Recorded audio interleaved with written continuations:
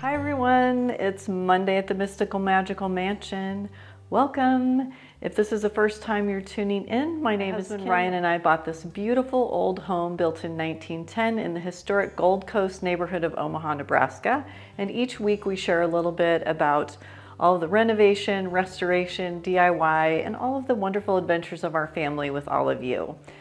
This week I have a special treat because we went on a trip to Key West, Florida, and the architecture, the history, the beauty there is really wonderful, and there's so many historic homes and beautiful things to see. So I wanted to share our journey with you. It was really just so beautiful. The weather was perfect, and you know, we don't think of Christmas and Christmas celebrations in Florida and in Key West, but let me tell you, it was festive. We were up having dinner on a balcony at a little Italian restaurant, and we actually were the only two people there because it is low season, there's not a lot of tourists. And the city's bike parade happened and all the people decorate their bikes. It's so much fun. So I'm sharing all of that with you. We visited the little White House, which was President Truman's house down in Key West. And they didn't allow photography inside, but I got some great pictures outside. So if you go there, I highly recommend you visit. It's about a 30-minute tour that they give you through there. And if you're a presidential historian and you love that kind of experience, it is definitely the place for you. It's really fascinating.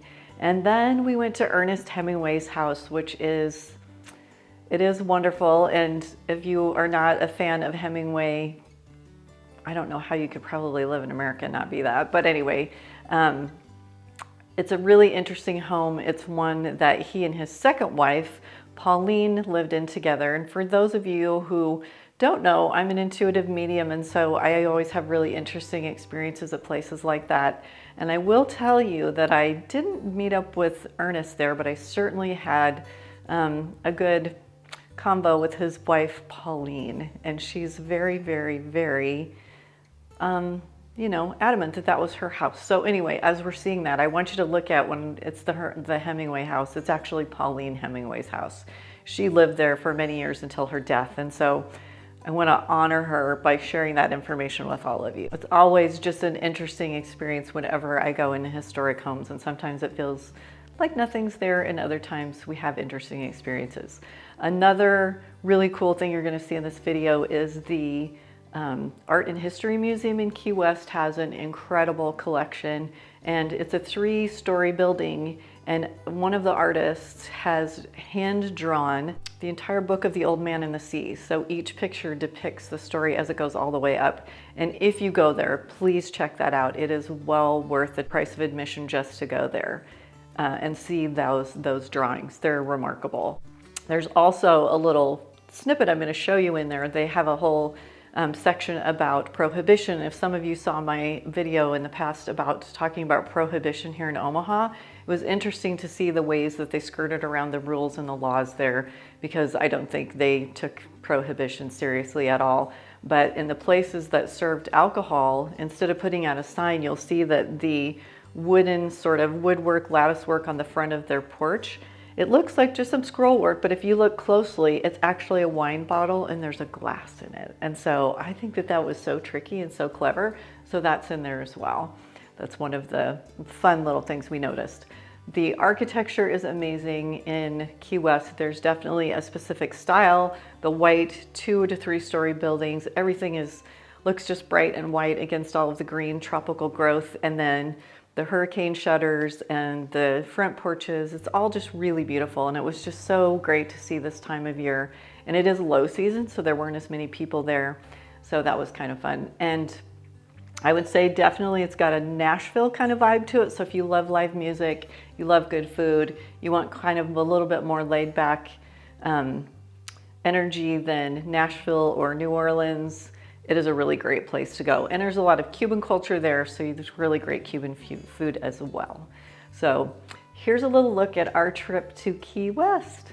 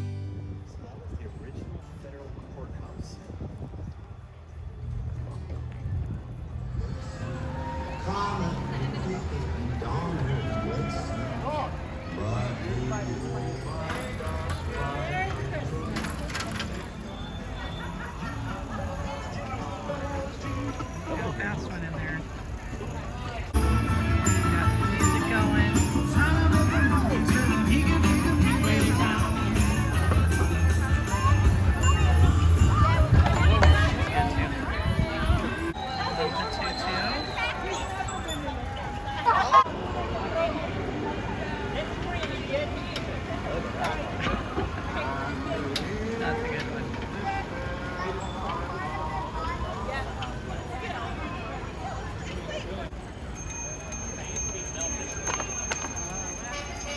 We've got a menorah. We've got a Hanukkah. Oh, and there's Santa himself. That's pretty impressive.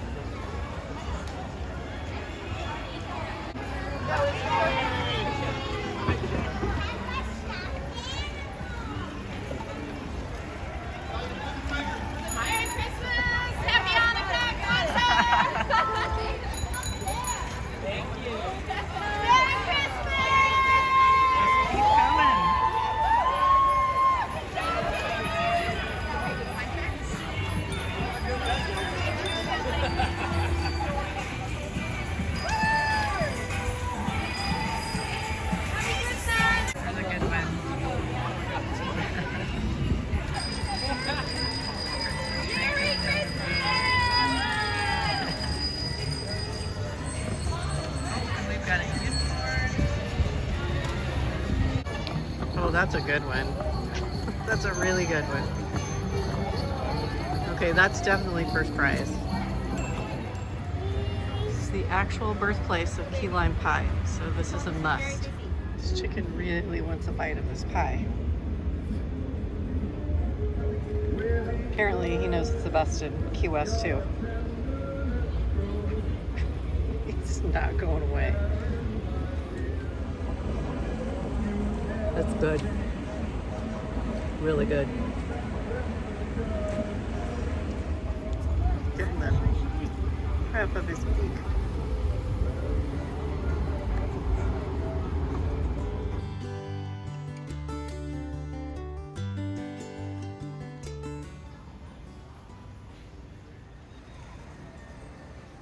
Got this gorgeous banyan tree and then all of this just extraness on this house. Very fancy.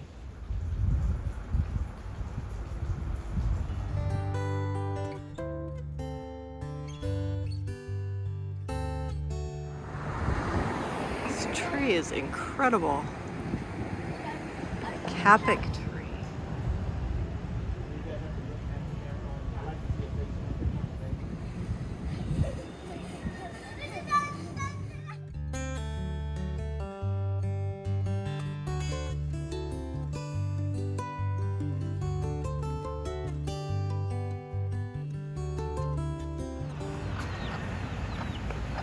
Aggressive rooster chasing this poor mama.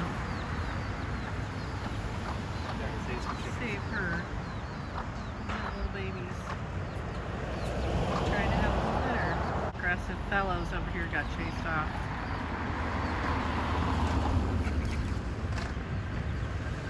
Cute the mama throwing the babies. Yes. Teaching them how to dig. Here with that grass.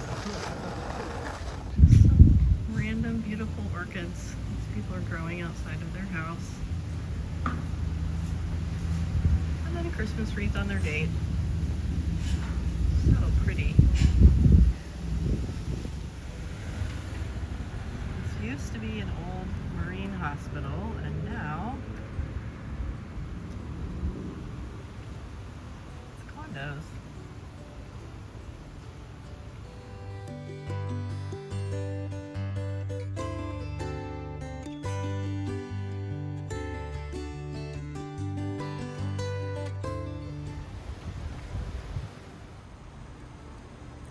That is a beautiful piece of architecture.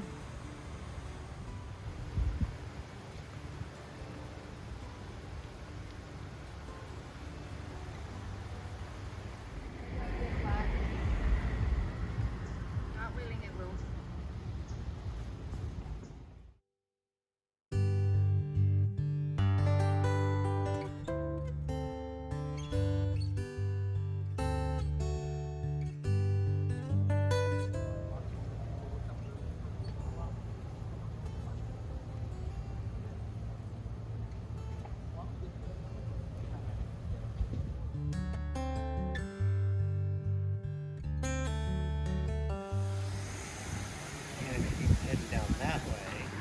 Little Christmas in Key West action still going on.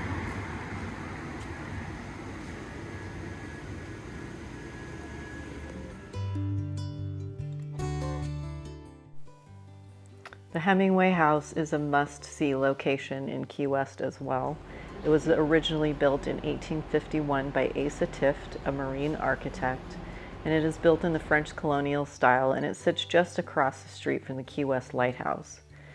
After Asa's death, the family let the house fall into disrepair, and it was in foreclosure when the Hemingways discovered it while living on the island in 1928.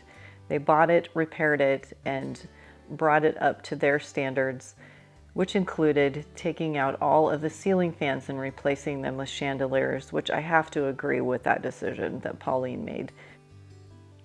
The chandeliers inside of this house are absolutely stunning.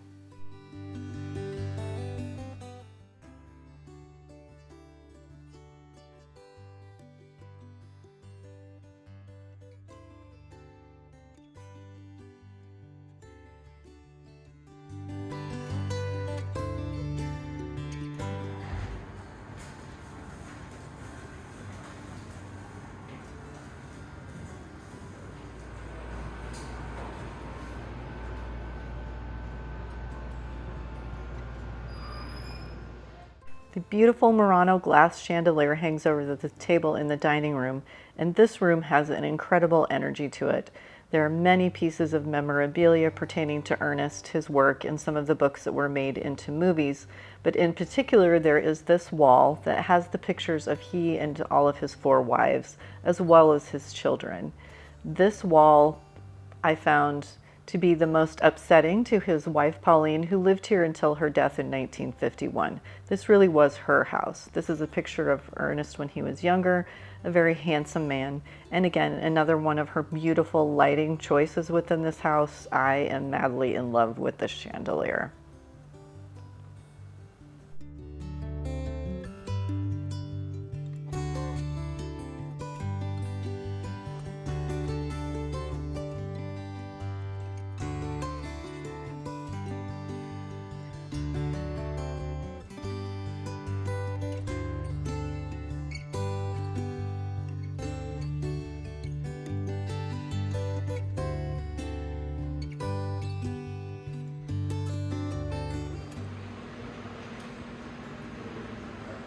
Porcelain tile with a black border up top, which reminds us very much of what the tile was in our house at the Mystical Magical Mansion.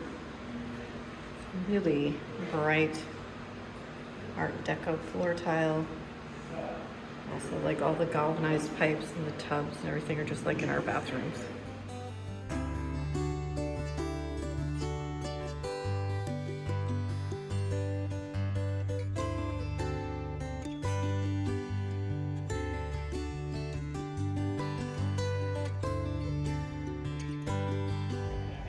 Getting ready for some sort of event in the garden tonight.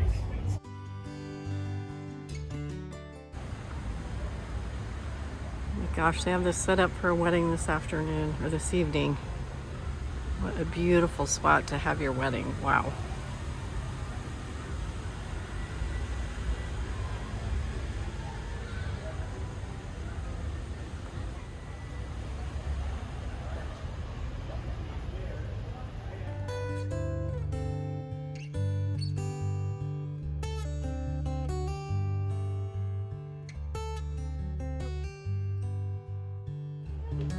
There are 6-toed cats who live all over the property, and the original was named Snow White, and their descendants just roam freely, and here is one just hanging out in the afternoon near one of the cat houses. The penny that's embedded in the cement behind the pool is a big part of history. While Ernest was away in Spain, Pauline had this pool put in at a cost of $20,000. When Ernest returned, he was outraged by the size and the cost and threw the penny at her, saying, "You might as well take my last cent." She kept that penny and put it in the cement, and it is there today.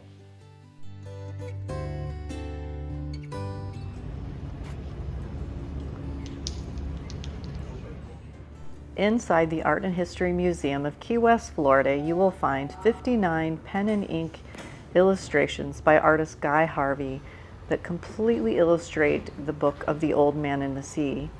Each one individually is stunning, but the collection is absolutely breathtaking. If you find yourself in the area, you must go take a look at this. It's beyond description. Just a few of the pieces of Ernest Hemingway's life are held here in the museum: a boxing glove and his typewriter, as well as a full-size bronze statue of him. He was an avid fisherman and a beloved character there on the island.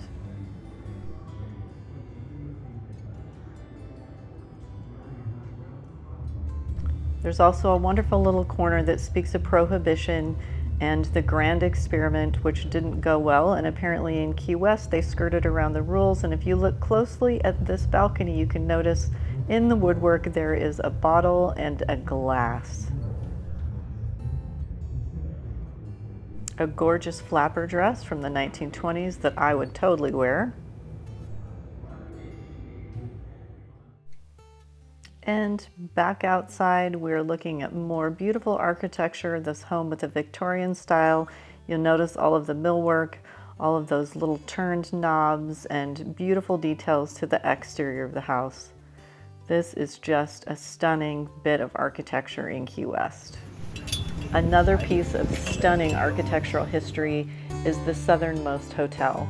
It was originally built as a Queen Anne Victorian-style one-bedroom mansion by Judge Jephthah Vining Harris in 1897. It was one of the first houses on the island to get electricity, and Mrs. Harris actually got Thomas Edison to do the electrical design and installation for the house. During Prohibition, it served as a speakeasy, and it was frequented by people like Ernest Hemingway, Tennessee Williams, Gore Vidal, Truman Capote, and many other hosts of characters.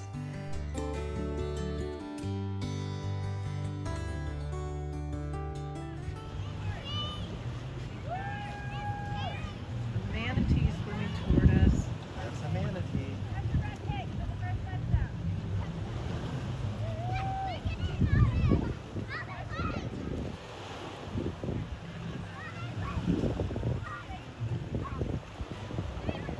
Wow. I just saw this thing slowly rolling over here. I thought it was just like one of those pipes under there or something.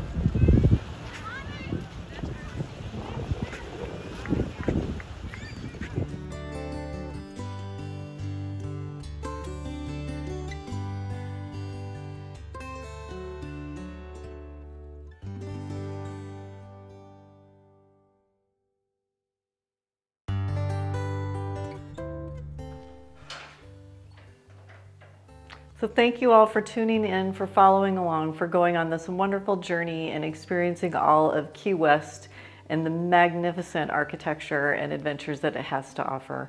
I hope this week you do something unapologetically fancy. You get out your dishes, your glasses, your jewelry, all of those wonderful things that make life just feel a little bit finer. We're not guaranteed a tomorrow, and you know what? You deserve the good stuff. So please take care, stay well, and best wishes from the Mystical Magical Mansion.